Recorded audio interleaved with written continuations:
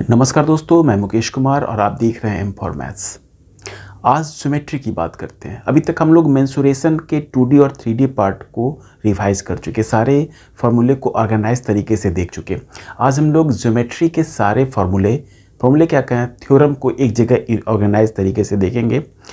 और रिवाइज करना भी ना एक कला है। आप कैसे जब समय पड़े तो सारा जो आपके पास दिमाग में डाटा है वो निकाल सकें, आप रिट्रीव कर सकें, वो तो सिस्टमेटिक बेस में जब तक आप दिमाग में नहीं डालेंगे उस प्रकार निकल नहीं पाता है।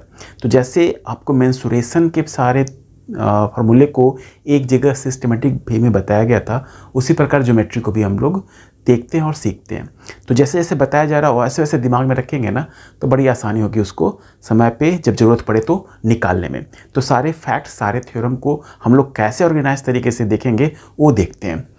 तो हम लोग ना दो क्लासेस में, और बहुत छोटा छोटा क्लास होगा, ऑलमोस्ट 20 मिनट का एक क्लास होगा, और 2 क्लासेस में हम पूरा ज्योमेट्री के इम्पॉर्टेंट फार्मूला हो चाहे इम्पॉर्टेंट थ्योरम है, जो इम्पॉर्टेंट कॉन्सेप्ट है उसको ऑर्गेनाइज तरीके से रिवाइज करेंगे। तो पहला जो मेरा क्लास होगा उसमें 3 बात होगी। 1 रेखा की बात होगी, 2 रेखा की बात होगी और 3 रेखा खंड की बात होगी। अगर मौका मिला 20 मिनट से कम समय लगा इसको करने में तो 2 त्रिभुज की बात कर लेंगे। 3 रेखा खंड मिल करके एक त्रिभुज का निर्माण करता है, और एक त्रिभुज तो पढ़ना ही है। जब एक त्रिभुज की बात होगी तो उसके अंदर ही बहुत सारे पॉइंट हैं, उसको भी देखेंगे हम लोग। और उसके बाद 2 त्रिभुज ही पढ़ना है। जब 2 त्रिभुज की बात होती है तो सिमिलर होता है या फिर सर्वांगसम होता है, उसकी ही बात करेंगे। तो अगर हो सके तो आज इतना हम पहला क्लास में करेंगे, 20 मिनट का क्लास होगा, और बाकी में आप एक सर्किल की बात करेंगे, 2 या 2 से अधिक सर्किल की बात करेंगे, और जो इम्पोर्टेंट प्रमुख जो आपका थ्योरम है या इम्पोर्टेंट रिजल्ट है उसको भी एक जगह संकलित करेंगे। और ये मोर देन इनफ होगा। इतना अगर आपके दिमाग में है तो कोई भी क्वेश्चन बनाने के काबिल आप रहेंगे, अब बना सकते हैं। बस उस समय फिर आपके प्रैक्टिस पे डिपेंड करता है वो। तो फर्स्ट प्रायोरिटी क्या होता है कि आपके पास जो भी फैक्ट हैं, जो तथ्य हैं, जो प्रमेय है, वो तो रहे दिमाग में। उसके बाद तो फिर आप प्रॉब्लम बनाएंगे। तो हम लोग वही कर रहे हैं कि सारे फॉर्मूले को एक जगह कर रहे हैं। तो चलिए तो हम शुरू करते हैं। आज एक रेखा की बात करते हैं। तो सबसे पहले कुछ शब्दावली है उसको रिवाइज कर लेते हैं। रेखा खंड क्या है, रेखा क्या है, किरण क्या है, ये तीनों बार बार हम यूज़ करेंगे यहाँ। तो पहले जान लें कि जब रेखा की बात करेंगे और रेखा खंड की बात करेंगे, जैसे कोई बिंदु ए है और ये बिंदु बी है, तो इसको जो मिलाते हैं और सबसे शॉर्ट है, सबसे छोटा दूरी तय कर करके जो मिलाते हैं तो इसको रेखा खंड बोलते हैं। रेखा खंड, इसको लाइन सेगमेंट बोलते हैं इंग्लिश में, लाइन सेगमेंट, हिंदी में रेखा खंड।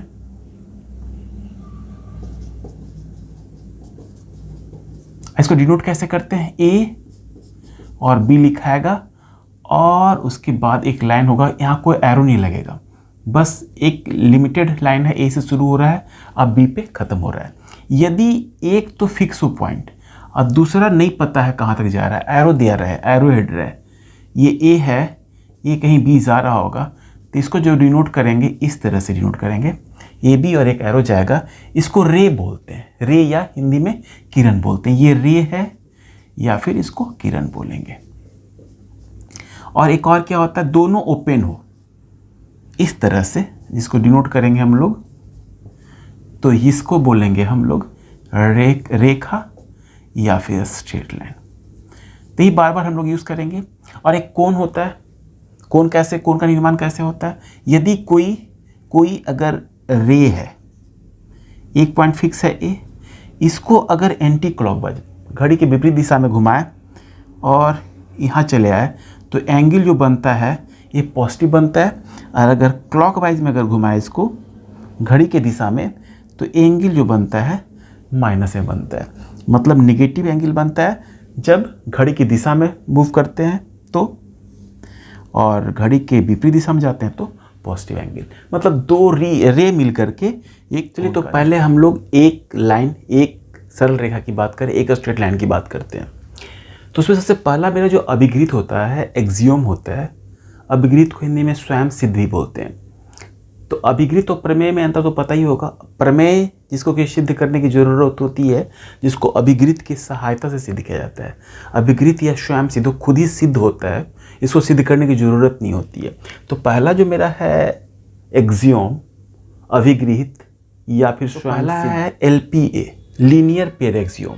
LPA क्या बोलता है ना कि अगर कोई कोण अल्फा और बीटा दोनों का जोड़ अगर 180 डिग्री हो जाए और OC दोनों का उभयनिष्ठ एक किरण है, कॉमन एक भुजा है, किरण है, तो अल्फा और बीटा अगर 180 डिग्री हो जाए तो AOB ना एक स्ट्रेट लाइन होता है, हमेशा वो AOB एक स्ट्रेट लाइन होगा। और इसी का विलोम, इसी का विपरीत, यदि AOB एक स्ट्रेट लाइन हो और OC कोई एक किरण हो इसी पे, तो अल्फा और बीटा दो अलग अलग जो कोण बना रहा है दोनों का सम 180 डिग्री होगा। इसका हम लोग बहुत बार एंगल निकालने में यूज़ होता है और ये बहुत छोटी सी बात है, इसको ध्यान में रखना है।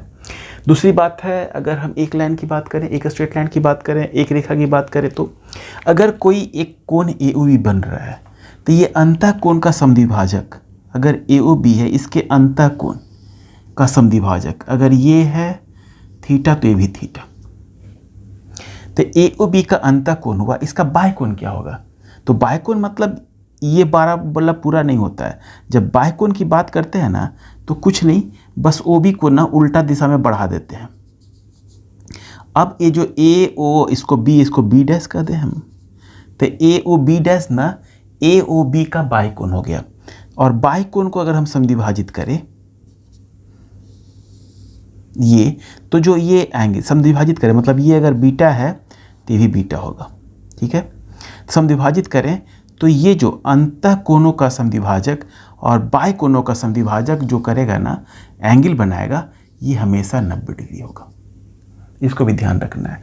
मतलब कोई भी कोण का अंतः कोण का समद्विभाजक और बाह्य कोण का समद्विभाजक हमेशा 90 डिग्री कोण बनाता है। तो एक लाइन पे जब एक स्ट्रेट लाइन की बात करेंगे तो ये दो इंपॉर्टेंट पॉइंट है, इसको ध्यान में रखना है। अब आते हैं दो स्ट्रेट लाइन क्या होगा। पहला क्या हो सकता है, एक दूसरे को कहीं क्रॉस करे, या फिर दूसरा क्या हो सकता है, दोनों पैरेलल जाए। जब पैरेलल जाएगा तो कहीं मिलेगा ही नहीं। अगर एक दूसरे को कहीं क्रॉस करता है, मान लेते हैं कोई बिंदु O पे क्रॉस करता है, तो शीर्षाभिमुख कोण जो को होगा ना, आमने सामने का कोण, वो बराबर होगा। ये अल्फा होगा तो ये भी अल्फा होगा। शीर्षाभिमुख कोण ये बीटा होगा तो ये भी बीटा होगा। तो जब दो स्ट्रेट लाइन की बात करें तो पहला मेरा पॉइंट ये हुआ कि वो दो स्ट्रेट लाइन किसी एक बिंदु पे कट करेगा, दूसरा कहीं कट नहीं करे। अगर कहीं कट करता है तो एक सिचुएशन बनता है आमने सामने का कोण बराबर होता है, जिसको बोलते हैं शीर्षाभिमुख कोण। दूसरा, जब हम बोल रहे हैं कि दोनों पैरेलल हो, अगर दो स्ट्रेट लाइन पैरेलल हो और कोई तीसरी एक तिर्यक छेदी रेखा ट्रांसवर्स लाइन कट करे, तो क्या हो रहा है कि यहाँ एंगल बन रहा है और एक यहाँ एंगल बन रहा है। एक सिचुएशन ये वाला यहाँ है, यही वाला दो जगह है। अगर इसको एंगल 1 2 3 4 बोलें, इसको 5 6 7 और 8 बोलें, तो इसके आधार पे तो कर सकते हैं ना 1 3 के बराबर है, 1 बराबर 3। और इसके आधार पे क्या कर सकते हैं, 1 3 के बराबर है, 2 4 के बराबर है, 1 2 4 के बराबर है, 1 3 के बराबर है इससे। और इसमें कहाँ क्या कर सकते हैं, 5 यहाँ लिखते हैं इसको, 5 बराबर 7 है, या फिर 6 बराबर 8 है। तो इसमें ये होता है ना कि जब भी दो पैरेलल लाइन एक दूसरे को कट करे ना, तो 3 और 5 भी बराबर होता है, 4 और 6 भी बराबर होता है। जब 3 और 5 बराबर हो जाए, 4 और 6 बराबर हो जाए, तो क्या हो जाएगा, 3 और 5 और 4 6 बराबर हो जाएगा, तो 5 और 1 भी बराबर हो जाएगा, 1 और 5 भी बराबर हो जाएगा, 3 और 7 भी बराबर हो जाएगा, 3 और 7 ही बराबर हो जाएगा, 1 और 7 ही बराबर हो जाएगा, 1 और 7 ही बराबर हो जाएगा। तो एक क्वेश्चन यहाँ उठता है कि दो समानांतर रेखा को कोई तीसरी रेखा कट कर रही होती है तो विभिन्न प्रकार के कितने कोण बनते हैं, तो मात्र 2 विभिन्न प्रकार के कोण बनेंगे। यहाँ तो अगर काउंट करें तो 1 2 3 4 5 6 7 8 कोण बना, लेकिन 8 अलग अलग तरह का कोण नहीं है, मात्र 2 ही तरह का कोण होगा। अगर इस तरह से देखें हम, इसको अल्फा करेंगे तो ये भी अल्फा होगा, ये बीटा होगा तो ये भी बीटा होगा। अब देख रहे हैं कि ये अल्फा है तो और ये भी अल्फा होगा, ये बीटा है ये भी बीटा होगा। जब ये अल्फा तो ये भी अल्फा और ये बीटा तो ये भी बीटा। तो फाइनली दो पैरेलल लाइन को अगर तीसरा कोई एक तिर्यक छेदी रेखा कट करे तो सिर्फ दो विभिन्न प्रकार के कोण बनते हैं। दो के जगह पे ज़्यादा भी अगर लाइन कट करे, कोई तिर्यक छेदी रेखा कट कर रहा है, ये सारा पैरेलल हो, एल है, एम है, एन है, ओ है, सब पैरेलल है, L parallel to M parallel to N parallel to O, तो भी ना विभिन्न प्रकार के कितने कोण बनेंगे, तो यहाँ भी दो ही कोण बचेगा, दो एंगल ही बनेगा। कितना ही पैरेलल लाइन को एक तिर्यक छेदी रेखा काटेगा तो दो ही अलग अलग तरह के कोण बनेंगे, चाहे 4 गो पैरेलल लाइन है या फिर 5 गो है या फिर 2 हो या फिर 3 हो। तो ये भी इंपॉर्टेंट पॉइंट है जी, याद रखना है। इसको हम अगर पहला ए कहे तो ये बी नंबर पॉइंट है मेरा।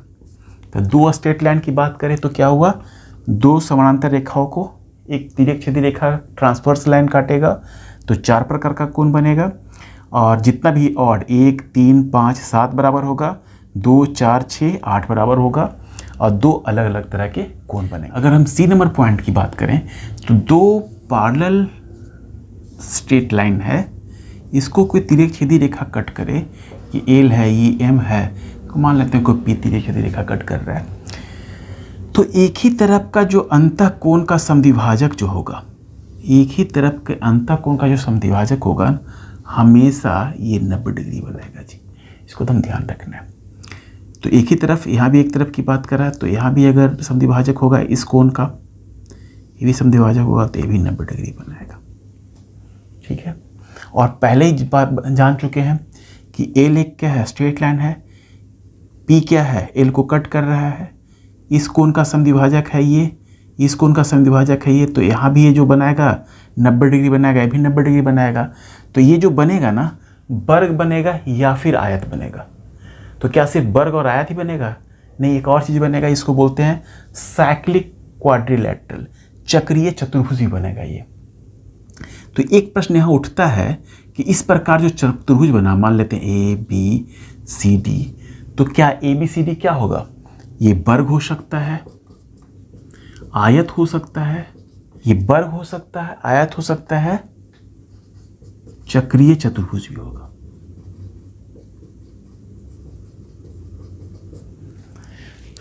वर्ग कब होगा? जब ये वर्टिकली कट करे तिर्यक छेदी रेखा ट्रांसवर्स लाइन, तो ये जो ए बी सी डी वो वर्ग बन जाएगा।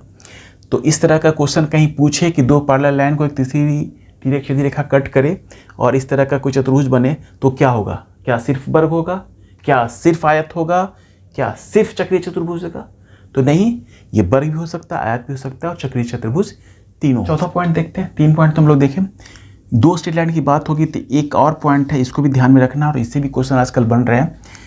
मान लेते हैं कि एक पैरेलल लाइन एल है, एम है और एन है।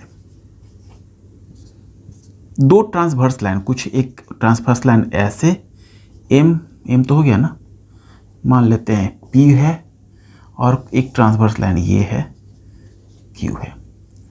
ये मान लेते हैं कि जिस बिंदु पे कट कर रहा है ये ए है, बी है, सी है, ये डी है, ई है और एफ है। जब इस तरह का सिचुएशन हो कि 3 या 3 से अधिक कोई भी पैरेलल लाइन हो, 3 या 3 से अधिक पैरेलल लाइन को अगर कोई दो तिर्यक छेदी रेखा कट कर रहा है, तो ए बी बटा बी सी बराबर डी ई बटा ई एफ होगा। ए बी बटा बी सी बराबर डी ई बटा ई एफ, या फिर ए बी बटा डी ई बराबर बी सी बटा ई एफ होगा। तो ये सब ध्यान रखना है जी, ये सब से भी क्वेश्चन निकलता है। चलिए, तो 4 पॉइंट कहाँ देखे हम लोग? दो स्ट्रेट लाइन में देखे। अब तीसरा है जो मेरा, वो है 3 रेखाखंड की बात करेंगे, 3 लाइन सेगमेंट की बात करेंगे, और 3 लाइन सेगमेंट मिलकर ही एक त्रिभुज का निर्माण करता है। और जब त्रिभुज की बात होगी तो उसमें बहुत सारे फैक्ट्स हैं, बहुत सारे कॉन्सेप्ट है, उसको ध्यान रखना होता है, क्योंकि वहाँ से बहुत सारे प्रश्न निकल के आते हैं जो आपको रेलवे में भी, एसएससी में भी, और जहाँ भी ज्योमेट्री के प्रश्न पूछे जा रहे हैं वहाँ पूछता ही है। तो हम लोग अब तीसरा पॉइंट देखते हैं, 3 रेखाखंड। चलिए, अभी तक हम लोग एक रेखा देखे, 2 रेखा देखे, अब तीसरा पॉइंट देखते हैं, 3 रेखाखंड की बात करते हैं, 3 लाइन सेगमेंट की बात करते हैं। तो 3 लाइन सेगमेंट मिलकर के क्या एक त्रिभुज बनता है। बंद आकृति की बात करें तो एक त्रिभुज बनेगा, 3 लाइन सेगमेंट मिल करके। तो त्रिभुज के क्या क्या खास प्रॉपर्टी है जिससे कि प्रश्न पूछे जाते हैं, जिससे प्रश्न बन के निकलते हैं, वो एक बार देख लेते हैं। आप पहले इसका स्क्रीनशॉट ले लीजिए, उसके बाद फिर हम लोग एक एक करके पॉइंट देखते हैं। तो पहला पॉइंट क्या है कि त्रिभुज के तीनों कोनों का सम 180 डिग्री होता है। और क्या होता है, जो बहिष्कोण होता है ACD, अगर बहिष्कोण है तो इसके अंतर्विमुख कोनों के जोड़ के बराबर होगा। एंगल A और एंगल B का जोड़ एंगल ACD के बराबर होता है। और इस दोनों का यूज़ कर करके ही एंगल निकालने वाला ट्रायंगल या फिर स्ट्रेट लाइन पे जो एंगल निकालने वाला होता है, इसका बहुत यूज़ होता है, इसी से निकलता है। और तीसरा क्या है एक प्रॉपर्टी ये है कि बड़े कोण के सामने की भुजा बड़ी होगी और छोटे कोण के सामने की भुजा छोटी होगी। ये भी बहुत बड़ा ही प्रॉपर्टी है जी, इसको भी ध्यान रखना है। और डी क्या होता है, डी में भी 3 अलग अलग प्रॉपर्टी है। दो भुजाओं का जोड़, किसी भी दो भुजाओं का जोड़ हमेशा बड़ा होगा तीसरा भुजा से। अगर हम A+B की बात करें तो C से बड़ा होगा, A+C की बात करें तो B से बड़ा होगा, B+C की बात करें तो A से बड़ा होगा। और ABC जो है ना, स्मॉल में जो लिखा है वो भुजा को डिनोट कर रहा है। A कोण के सामने की भुजा को स्मॉल A से, B के सामने वाली भुजा को स्मॉल B से, और C कोण के सामने वाली भुजा को स्मॉल C से डिनोट किया गया। ये तो हुआ कि दो भुजाओं का जोड़ तीसरा से हमेशा बड़ा होगा और दो भुजाओं का अंतर हमेशा छोटा होगा तीसरा से। तो ये मॉड इसलिए लगाए हैं कि कभी हो सकता है निगेटिव में, तो निगेटिव में नहीं रखना है, हमेशा एक मॉडुलस पॉजिटिव वैल्यू की बात करेंगे। तो दो भुजाओं का अंतर हमेशा छोटा होता है तीसरी भुजा से। और तीसरा क्या है कि अगर सबसे बड़ी भुजा का स्क्वायर करें और बाकी दो भुजा के स्क्वायर के जोड़ के बराबर हो जाए, तो इस स्थिति में त्रिभुज ना समकोण त्रिभुज हो जाता है। समकोण त्रिभुज मतलब एक ऐसा त्रिभुज जिसका एक कोण 90 डिग्री हो। तो C के सामने वाले कोण ही 90 डिग्री हो जाता है। यहाँ C क्या है, सबसे बड़ी भुजा है। तो सबसे बड़ी भुजा का स्क्वायर बाकी दो भुजाओं के स्क्वायर के जोड़ के बराबर हो जाए तो त्रिभुज समकोण हो जाता है। यदि सबसे बड़ी भुजा का स्क्वायर बड़ा हो जाए बाकी दो छोटी भुजाओं के स्क्वायर के जोड़ के, तो अधिक कोण त्रिभुज हो जाता है। और यदि वही सबसे बड़ी भुजा का स्क्वायर छोटा हो जाए बाकी दो भुजाओं के स्क्वायर के जोड़ के, तो न्यून कोण हो जाता है। तो इस सारे प्रॉपर्टी को ध्यान रखेंगे। इस प्रॉपर्टी से बहुत सारे क्वेश्चन बन करके आज से प्रश्न पूछे जा रहे हैं आजकल, वो बस इस फिगर में समाहित है। पहला क्या है, पहला ये है कि अगर कोई त्रिभुज ABC है, B और C के कोण समद्विभाजक किसी बिंदु O पे मिल रहे हैं, तो एंगल BOC जो होगा इसका आधा होगा, उसमें 90 डिग्री जोड़ देंगे, मतलब 90 + A/2 होगा। और इसके प्रूफ में भी नहीं जाएंगे क्योंकि हम लोग बस क्विक रिवीजन कर रहे हैं। जब हम लोग पूरा फाउंडेशन वाला करेंगे तो उसमें तो सारा कैसे आया आराम से चलेंगे उसमें। तो ये होता है 90 + A/2। और उसके बाद अगर बहिष्कोण B का बहिष्कोण और C के बहिष्कोण का समद्विभाजक किसी बिंदु O' पे कट कर रहा है, तो एंगल BO' जो होगा 90 डिग्री - A/2। 90 डिग्री में से इसका आधा घटा देंगे तो एंगल BO' रहेगा। तो बस आपको याद यही रखना है कि अंतः कोणों का समद्विभाजक अधिक होता है और बहिष्कोण का समद्विभाजक कम होता है। 90 डिग्री में एक A/2 को जोड़ते हैं और 90 डिग्री में एक A/2 को घटाते हैं। जब दोनों अंतः समद्विभाजक है, जब दोनों बाह्य समद्विभाजक है, एक अंतः समद्विभाजक हो और एक बाह्य समद्विभाजक हो, तो बाहर एक बिंदु A' पे कट करेगा और वो जो A' का वैल्यू होगा इस A का आधा होता है, A/2 होता है। तो इस तीनों पॉइंट को याद रखेंगे, तीनों से प्रश्न निकल के आ रहे हैं और आजकल पूछे जा रहे हैं। तो त्रिभुज, हम एक त्रिभुज की बात कर लिए। अब एक त्रिभुज में 4 तरह के केंद्र हैं, उस केंद्र को भी पढ़ना है। डिफरेंट केंद्र है, जैसे आपका परिकेंद्र है, अंतः केंद्र है, लंब केंद्र है, माध्यिका है, जिसको इंग्लिश में सेंट्रॉइड बोलते हैं, ऑर्थो सेंटर बोलते हैं, इन सेंटर बोलते हैं, आपको सर्कम सेंटर बोलते हैं। तो सभी को हम लोग अब देखते हैं। अब त्रिभुज के विभिन्न प्रकार के केंद्र को देखते हैं। तो पहला हम लोग देख रहे हैं क्या, सेंट्रॉइड केंद्रक। केंद्रक क्या होता है जी? तो किसी भी त्रिभुज के माध्यिका जिस बिंदु पे कट करते हैं ना, उसको केंद्रक बोलते हैं। प्रश्न था माध्यिका क्या होता है? तो माध्यिका क्या होता है कि वर्टेक्स से सामने वाले भुजा के मध्य बिंदु को मिलाने वाली रेखा को माध्यिका बोलते हैं। इंग्लिश में मीडियन बोलते हैं उसको। और ये जो जिस बिंदु पे कट करता है, किसी त्रिभुज में 3 वर्टेक्स, तो 3 माध्यिका होगा, क्योंकि वर्टेक्स से सामने वाले भुजा के मध्य बिंदु को मिलाएगा। तो वर्टेक्स को हम लोग G से, आपके जो माध्यिका है उसको G से डिनोट करते हैं, इसको सेंट्रॉइड भी बोलते हैं। ये जो सेंट्रॉइड जो होता है माध्यिका को 2:1 में बांटता है, तो 2 अधिक जो होता है वो वर्टेक्स की तरफ से अधिक होता है। अगर AG ये 2 है, ये 1 होगा, CG 2 और GF 1 होगा, BG 2 और GE 1 होगा।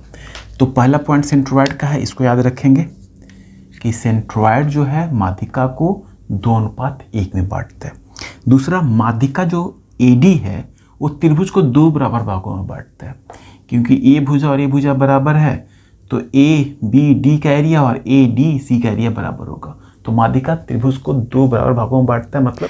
और C क्या है कि अगर ABC कोई त्रिभुज है, उसका मध्य बिंदु DEF है, इसको मिला दें तो 4 त्रिभुज का जो निर्माण होगा, चारों त्रिभुज का एरिया बराबर होगा। अगर ये 1 होगा तो सारा 1 होगा।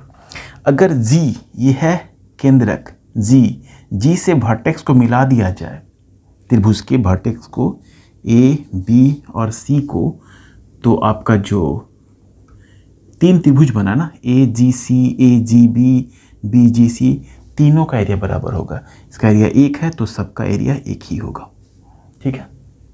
या फिर अगर किस अनुपात में एक त्रिभुज पूरा का रहेगा तो 1:3 में रहेगा।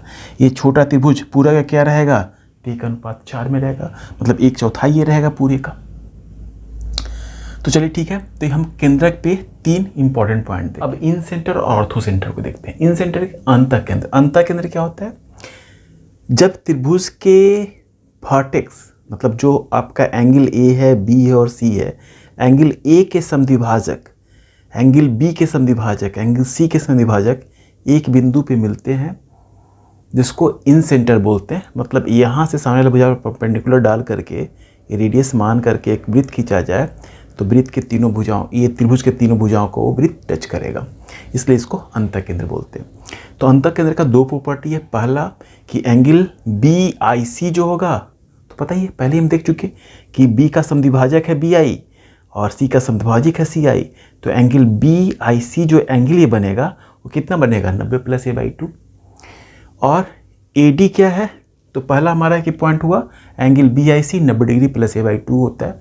तो आपके प्रश्न इससे निकल के आते हैं और बार बार पूछे जा रहे हैं इस तरह के प्रश्न।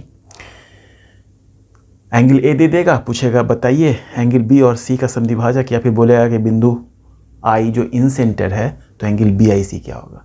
तो आपको पता होना चाहिए इन सेंटर का परिभाषा क्या है। चलिए ठीक है, तो ये हुआ आपका पहला पॉइंट। दूसरा पॉइंट ये होगा कि अगर ABC त्रिभुज का AD कौन समद्विभाजक है? एंगल A का समद्विभाजक है, तो AB/AC जो होगा BD/DC को होगा।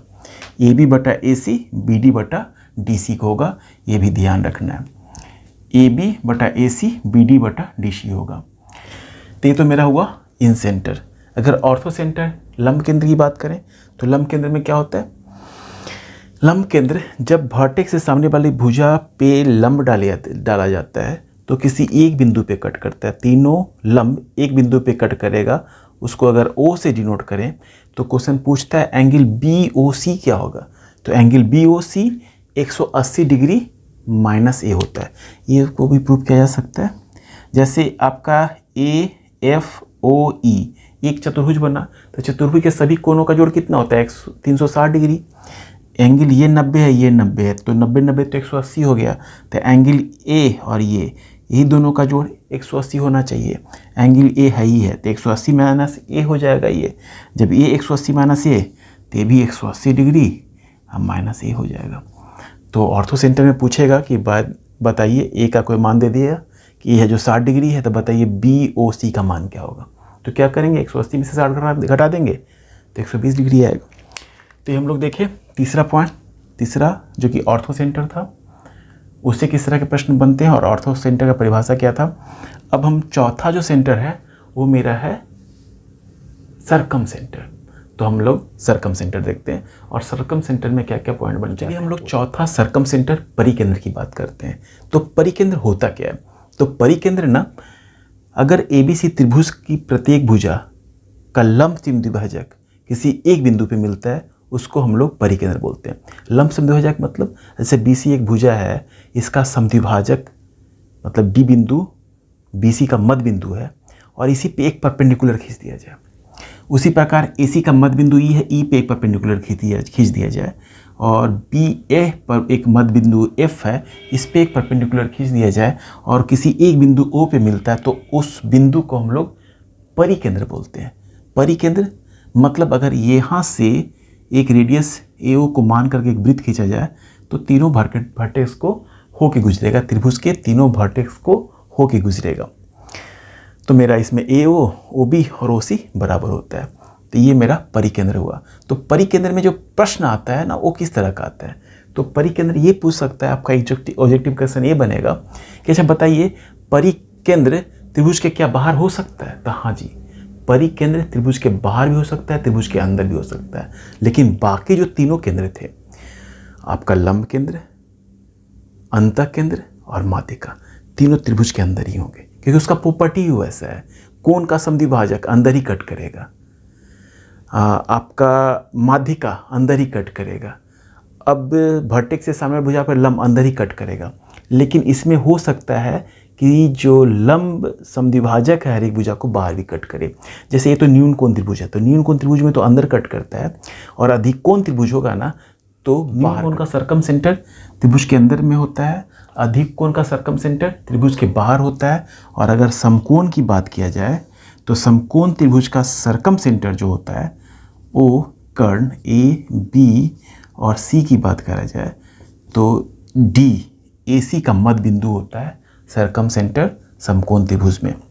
और अधिक कोण की त्रिभुज की बात करा जाए तो त्रिभुज के बाहर चला जाता है जी वो।